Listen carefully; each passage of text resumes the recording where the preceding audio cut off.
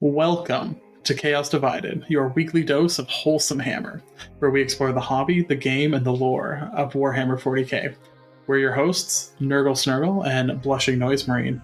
This week, we're discussing the tools that go into realizing the grimdark future of the 41st millennium. And if you're enjoying this journey so far, don't forget to give us a follow.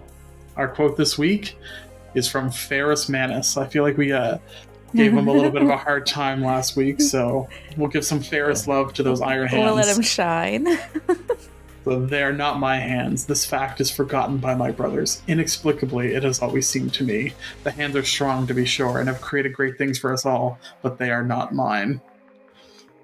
So I thought that was a nice way to think about tools, and that's all they are to Ferrus Manus, those his hands. Iron hands. Yeah. He lost his hand, right? Is he the one that lost his hand? No, he lost his head. His head, but... to Fulgrim. And it was great. Hot take. We were trying to lift up Ferrus, but now we're pooping Doesn't on him. Doesn't take long to get right back down. Fulgrim did nothing wrong. Never. You can at me. None of the Chaos Gods did anything wrong. But a Chaos Primarch did. Named Magnus. Yeah. Yeah, he does everything wrong. Ooh!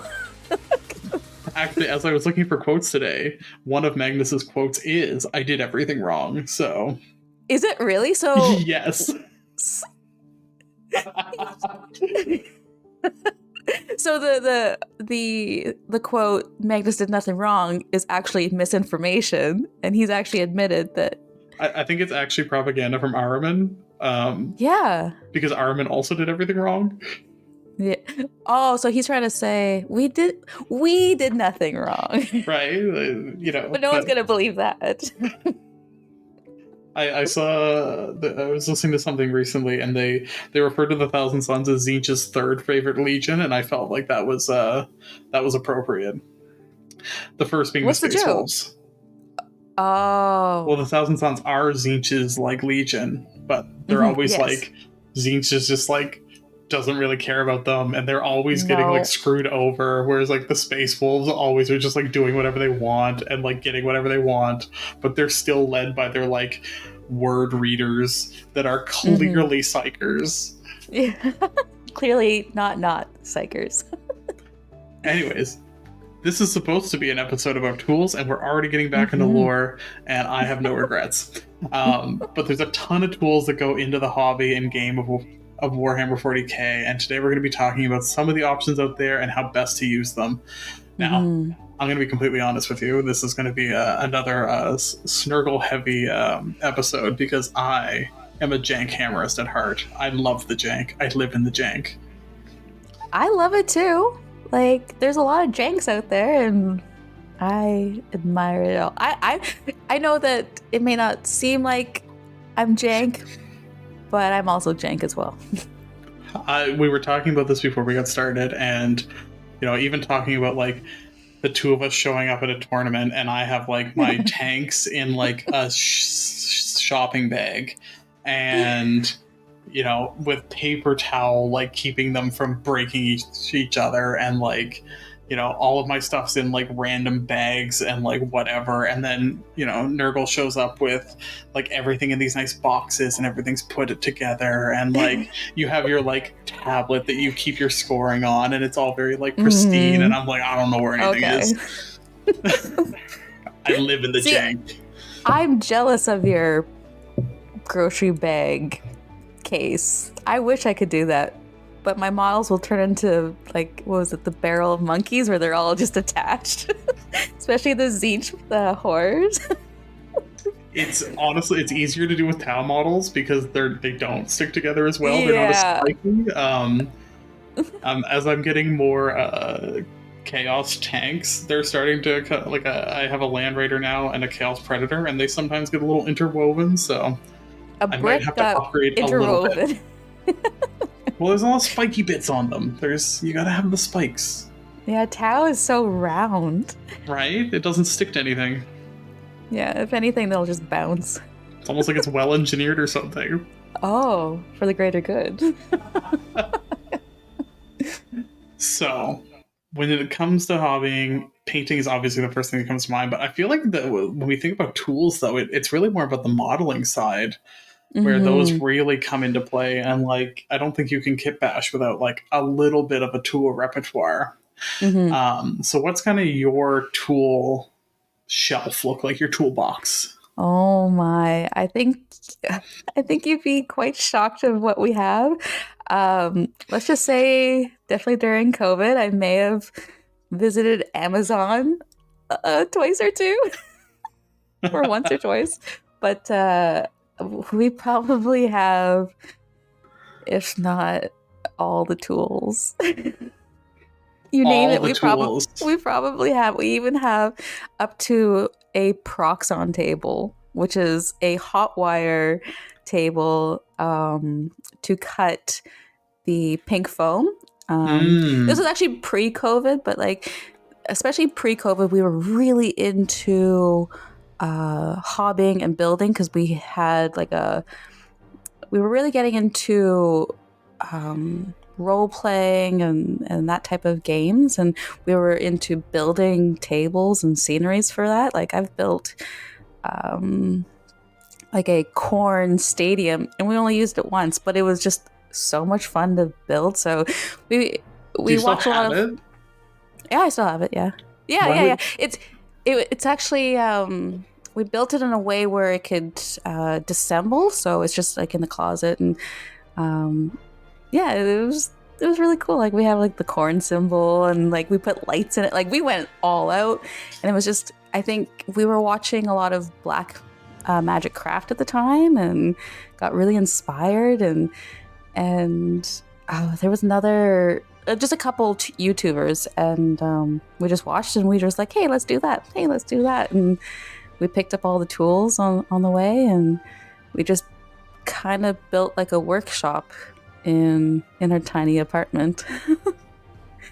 honestly, I have a newborn, and one of the many YouTube rabbit holes I've gone down is terrain building, and it's one thing that like Mm-hmm. when I have a little more time, I really want to explore because that actually seems more appealing to me than like getting better at painting. Like especially Mm-hmm. some of the stuff. There was one thing I saw this guy makes like tiles for D&D, Yes. and they Yep. like magnetize together, and I was like, ooh. Mm-hmm. I love that idea. So like I get it. I get it. Yeah, and like our good friend Matt from Mini World Masters, um, he purchased a lot of Dwarven Forge, uh, Mm. dungeon tiles and building. So when we would role play, we would have like a 6x4 table fully kitted out, and it really puts yourself in the immersive role play. And we even built like uh, traps for these dungeons. So we use like toothpicks and like beads and flames, and it was just it really puts yourself into a more creative aspect. Just instead of building, you're pretty much crafting, which is really fun. I mean, that's I didn't even think we were gonna go this way, and this is already super cool. And now I want to see the Corn Stadium. I want. Oh, yeah. I Can was we actually play a looking. game in the Corn Stadium?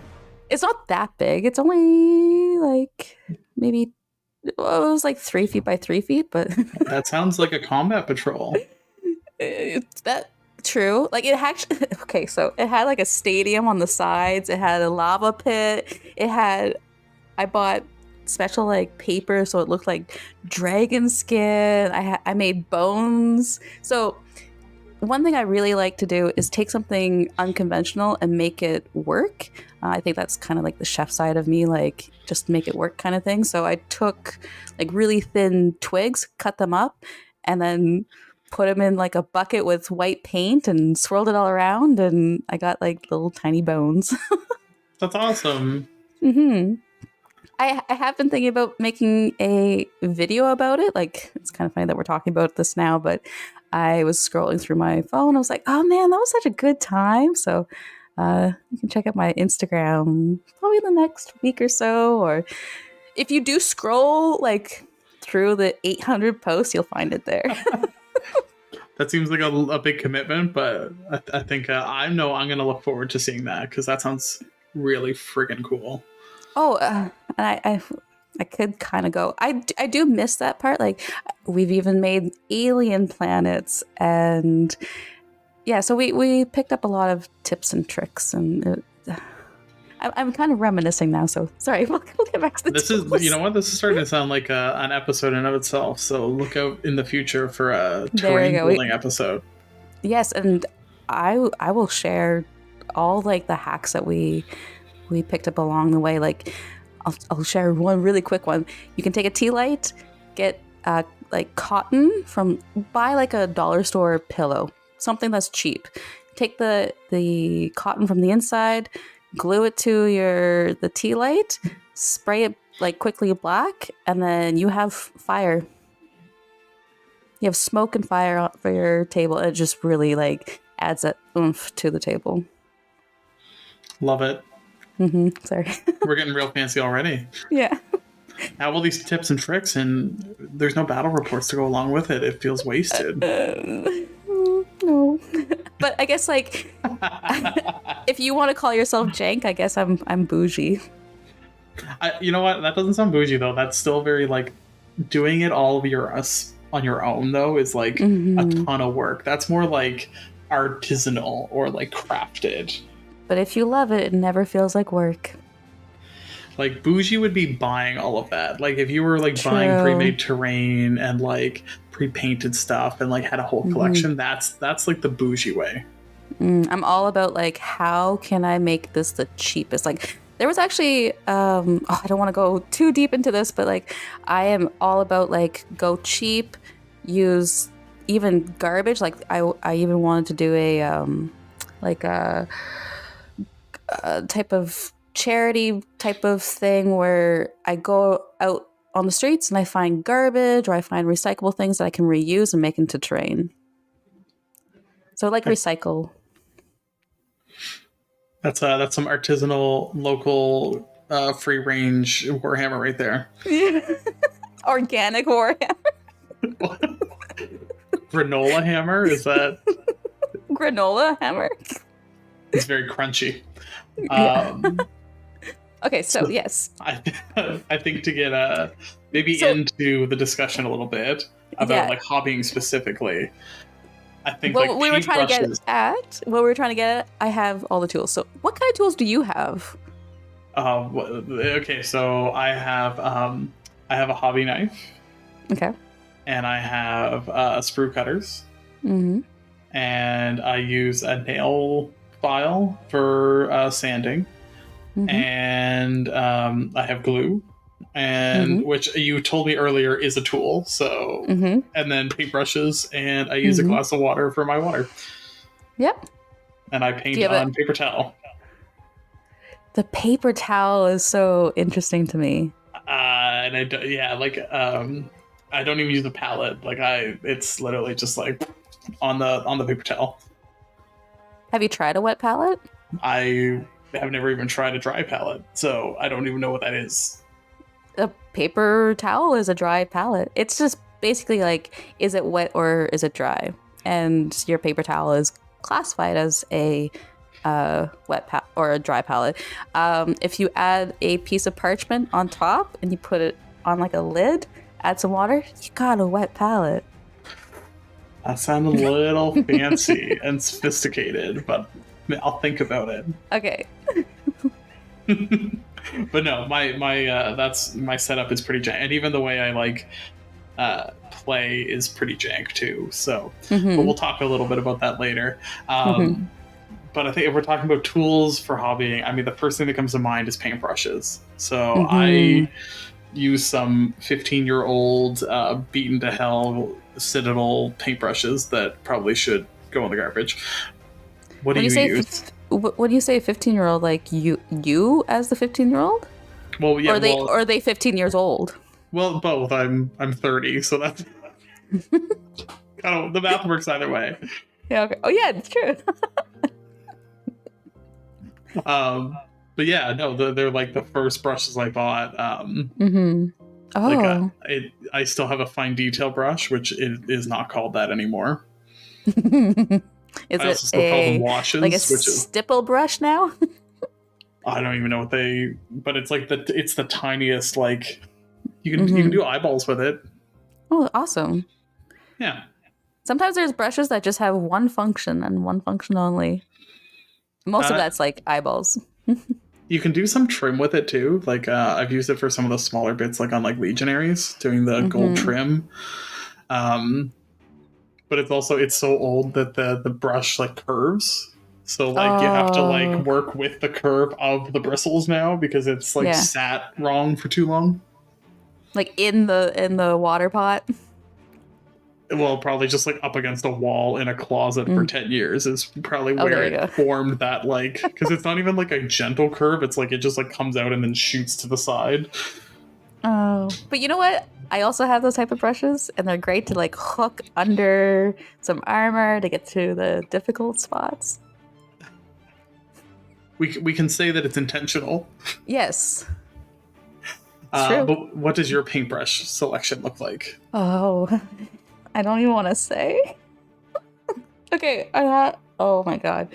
Okay, so prior to Warhammer, I did a lot of painting as well. So I did like oil painting, watercolor painting. So I probably have about 30 to 40 paintbrushes. Damn. Could be more. I haven't done the inventory on it. But a lot, like some of it's like either given from Jared's family. Like his mom is also a painter. She does ceramics, so she's given paintbrushes to us. Most of it's just dollar store paintbrushes, getting in a pack. Especially with like the terrain building that I was talking about. You don't want to use your fancy two-haired paintbrushes for it. So we have just a lot of brushes, a lot of flat brushes. I just love art, and I have a lot of art supplies. I feel like I could do classes here, I guess. Now, okay, I see people making videos with it, and you know, like the brushes that have like come to that perfect point, though. Mm-hmm. Do I have that? Yes. No.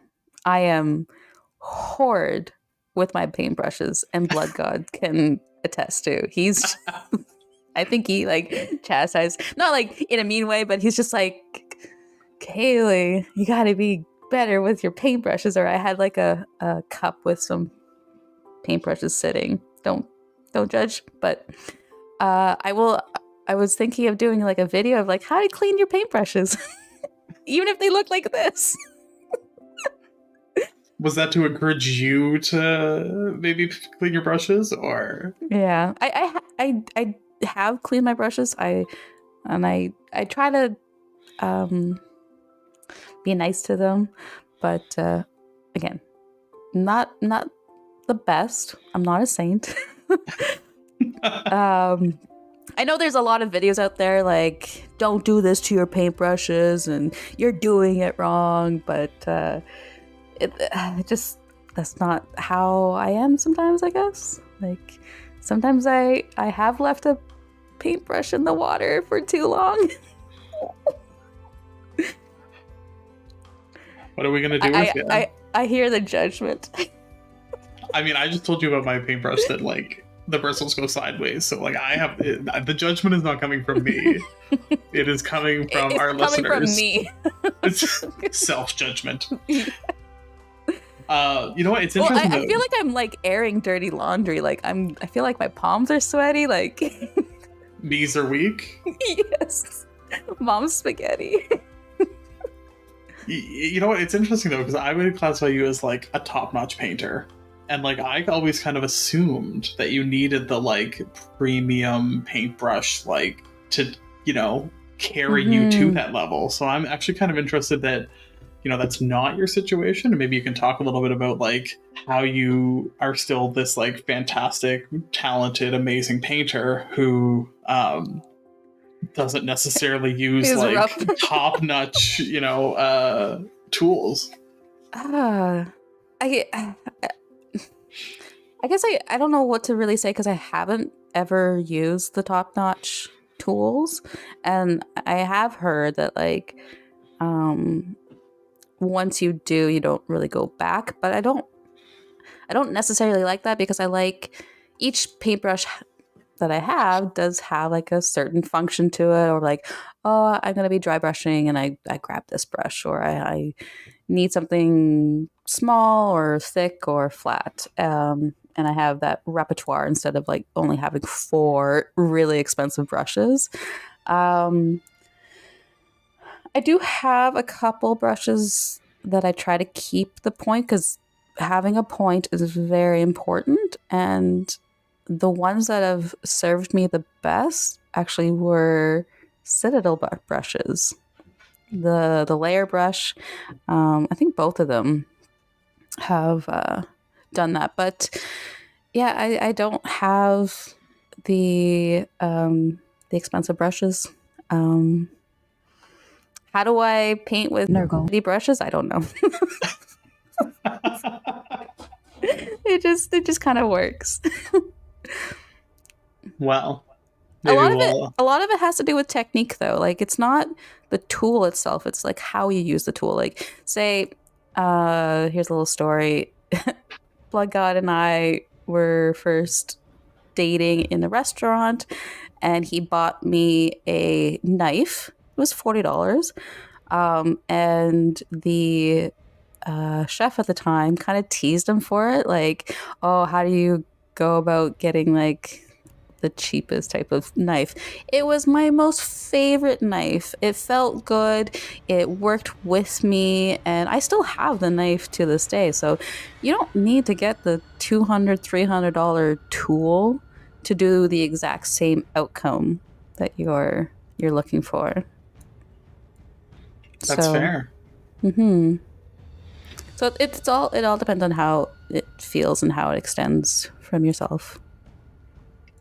So if somebody was getting into the hobby, what are maybe kind of the basic tools you think would help them get to a point where they would feel maybe proud of what they're accomplishing? Everything that you have, everything that you touched on is the basics that you need. Like, you have your hobby knife, you have your paints, you have your glass water cup. Like, for the longest time, I was using a Nutella plastic just container for my water pot. So a lot of people would make fun of me. Like, in the picture, they'd be like, "Oh, your Nutella cup, blah blah blah blah." I don't care. Now, I will say the hobby knife is a new addition for me, and it does make things easier. I used to do like, with the nail file and the sprue cutters, like cleaning off mold lines, because again, I live in the jank. So the hobby knife has been like a game changer in a lot of ways. So yeah, like, I would say for your basics, you can just level up. Like, say, the first level, you need paint. Your second level, you need water. Your third level, you need a palette. And that's pretty much, like, you can sit around those first couple levels, but then you start growing more, and you start understanding, and just grow from there. Like, I wouldn't recommend someone out there to get every tool in the toolbox. Learn how to use the basics first, grow your foundation, and then find what works for you from there. Now, if we do want to level up a little further, what do we start looking at? And how do we maybe build that out? I know I said I was rough with my brushes, but I do recommend brush soap. There is a brand called the Masters brush soap that can bring back your ruined brushes and keep the longevity of them. It kind of acts like a shampoo, so if you look at your brush, it's kind of like hair, so you want to kind of clean it once in a while. It gets kind of gunky, and brush soap, you could probably try using regular soap. I haven't done that, but so yeah, the brush soap helps a lot to keep the longevity. Oh, one of the basics I see there is Also, lighting will also improve your painting. You can't paint in the dark. But yeah, so advanced sprue cutters. You use it as basic, but they help you take the models off the sprues. Now, you know what? The only reason I classify it as basic is when I started, GW was more about the sprue cutters than the hobby knife. Like the sprue cutters were like considered the basic way of like getting into like modeling, and now they've reversed it that the hobby knife is. Yeah. So like I have sprue cutters because I was like, oh, that's just how you like trim them off. And like I don't even know if GW sold a hobby knife back then. So Maybe because Blood God still has his old tools, and I think he still has the old hobby knife handle because he still has like the original clippers, and man, are they chewed up? They're like, are they chewed up? Yeah, there's some like nicks and stuff in the blades. Like they're not. Yeah. They're a little but the other thing is the plastic used to be harder. So like the plastic was harder on them too. So yeah, they're a little rough around the edges. So other tools is like a cutting mat for your hobby knife. You don't want to ruin your workspace. You can elevate to using a airbrush. That is a little bit more advanced. That takes a lot of research on it. Watching tutorials on how to use it, how to clean it is very important because it is not a cheap device, and you can easily ruin it first try. So that's in its own little bubble on airbrushing and how to. One thing that's elevated my painting recently is using a magnifying glass with a light to see the details, because I am going to get older and I want to keep my eyes straight. And then you can get paint stripper as well, and organizing boxes for your bits, especially if you hobby a lot. I think that's helped Blood God a lot as well.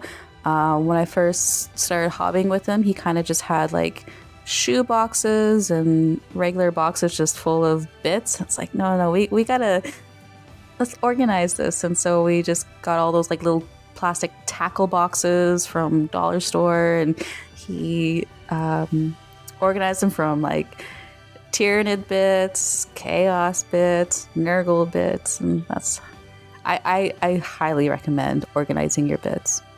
I'm curious now why you have Tyranid bits. Because we have a Tyranid army. Do you? Yeah. And Blood God has gone through so many phases of like, I'm going to sell the army. And I'm like, don't. We actually probably have up to 2,000 points of Tyranids. I know the shocked Pikachu face is all over you. How did this not come up when we were talking to Tyler last week? Because I didn't want to take away from his Tyranids. But you're talking to the Swarm Lord himself, and your Tyranid army doesn't come up. That's It's not mine, but it's Blood God's. But yeah, he has more of like a household Tyranid army. Yes. One roof. I did want to just go back. You said paint stripper. Don't just use any paint stripper on, like, don't turpentine, and your models are not going to go well together. Make sure you use a miniature paint stripper, not just like anything you find at a hardware store, because you will melt them. Yeah, and anything that we say, or if you want to elevate your repertoire, is to do your research, because there's going to be some things like, especially art supplies, or there's some toxic art supplies, and one tool to really have is ventilation. Like, that's really important when you're hobbying as well. So keep that in mind as well. Are you telling me you don't prime your models in a basement? I don't want to tell you how we prime our models, because I'll get it. No, I can't tell you. Blood God has done it in a basement on the DL. So. Oh, I also have. That's why I was making the joke. We may or may not do it outside of a window sometimes. Ooh. I try and do it outside, but I think we said this on another episode, but we're not in the most gracious climate for priming. No. So it doesn't always work out. No. You find ways, though. You get creative. Now, on the list here, you also have a hand drill, and I've never done it, but I do have a single model with like the gun barreled out, and it does look good. How'd you do it? I didn't do it. It's a model I bought from someone else, and that's why it's done. I would actually recommend getting one. This comes in handy to drill your barrels, but also if you want to get into pinning your model to the base, what that is just taking like a thin piece of, say, paper clip type of wire, putting that through your model and then through the base so it can be more stable to the base. I just recently started doing this in the last couple years. At first, of course, I was very nervous doing it. Like, you never want to take such a tool to a model, but because you can't guarantee if it's going to go through the other side, like through your model. But it just, especially when you're traveling all the time, pinning your models helps to keep them stable and keeps them from popping off the base. I know that's a key skill if you want to build knights. So it's actually one of the things, because I've never done it before, that I've always kind of wanted to build a few of the Chaos Knights, but it's kept me away because I know they're not the most stable miniature. Oh, interesting. It's actually okay. Yes. I did pin the knight. The one knight I did. Yes. Yeah, they're a little top heavy. Yeah, like I've heard, like you need to kind of pin throughout to give them some structure, because for how big they are, they don't have as many connection points as they probably should. I also magnetize them too, so that's if we have a third category, magnetizing is like dreamland for me. And I play Tau. Like, I would benefit from learning how to magnetize, and I'm like, no, thank you. It's not out of the realm of possibilities. It's so scary. You can do it, Laura. I understand those jitters, and it's like, it's something new. Oh my goodness. Right? But once you do it, of course, it's like, what was I so scared about? No, you just buy more crisis suits and have different loadouts on all of them, and that just keeps you buying more. That's how you get your cluster crack in. Just have more suits. Yeah. Now, when we're talking about modeling, obviously, 3D printers have become like such a big thing for some people, and even I was looking at is it Mini Wargamer Dave's new line, the Damned, like the proxy armies have also become like super available. How do you feel about kind of including those tools in your repertoire? I think they're fantastic. Like, I love 3D printing. It's freedom at that point. Is the quality as top as GW? Of course not. But it doesn't even have to be just modeled. You can print terrain. You can print beer bottles for your dudes, or little mushrooms. Like, the possibilities are endless when it comes to 3D printing. I'm not shocked that 3D printing is really big with miniature models and art, but I'd like to see 3D printing come more in people's lives. Unfortunately, there's still a lot of there's a huge learning curve as well, and you need the space, you need ventilation, and lots of studies towards it. But I love it. What do you think of it? You know what? I was never necessarily interested in it until recently, and I was actually looking up who kind of changed my mind on it. There's an Instagram, Alessandra Plays 40K, and she's doing the Daughters of Gulliman. Okay. So it's all Wow. custom heads, not all, but Mm-hmm. like the sergeants, and there's a custom Gulliman head. Mm-hmm. So it's all like women space marines, and it's not like it's a ton of kit bashing, but it just like adds a unique flavor. And like she's a Mm-hmm. fantastic hobbyist. Like the faces look great, Mm-hmm. and it's just Yeah. like a little change that kind of changes the entire character of everything. Mm-hmm. And I was like, you know what, I could see wanting to do that. Like just like add your own little flair and touch to some of your models, and like, especially like playing Emperor's Children. I'm like the GW's Noise Marine kits are rough, and like I can Mm-hmm. see wanting to like maybe have some better bits to like make your Noise Marines a little more noisy boy. Mm-hmm. So no, that was kind of the first thing that I thought. I was like, you know what, I would like to kind of explore that concept someday. I don't have a 3D printer, Mm-hmm. um, But I'm, but I'm yeah, sure you could find someone like in this hobby. There's going to be either someone with one or someone that knows someone that has one. yeah. So no, I definitely like that was the first thing that got me to kind of see the potential beyond just like printing miniatures or like Mm-hmm. printing a different model. Like I've seen some of the, I think we even talked about some of the 3D printed like keepers of secrets.